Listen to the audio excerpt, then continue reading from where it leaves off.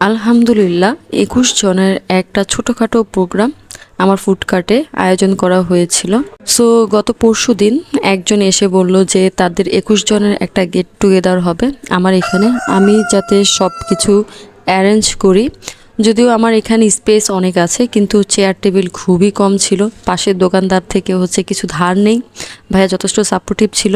তো আমার কাস্টমারদের ডিমান্ড ছিল তারা ২১ প্লেট হান্ডি বিফ নিবে আর সাথে খিচুড়ি নিবে।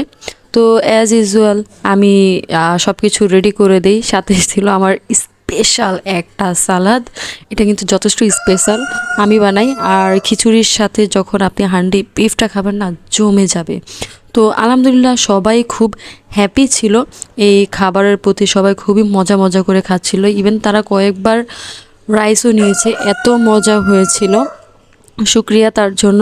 যদিও বেশি একটা লাভ ছিল না আমার এখানে, কিন্তু তারপরেও আমি যে এই জিনিসটা এত বড় একটা উদ্যোগ নিতে পেরেছি এটাই অনেক। কজ আমি একটু ভয় পাচ্ছিলাম যে আমি সব কিছু শেষ করতে পারবো কি পারবো না, কন্টিনিউ করতে পারবো কি পারবো না, কিন্তু আল্লাহর রহমতে আমি সব কিছুই শেষ করে দিই একদম সাকসেসফুলি। আর যখন তাদের রিভিউটা পাই যথেষ্ট ভালো লেগেছিল, যে তাদের সবারই খাবার অনেক বেশি ভালো লেগেছে।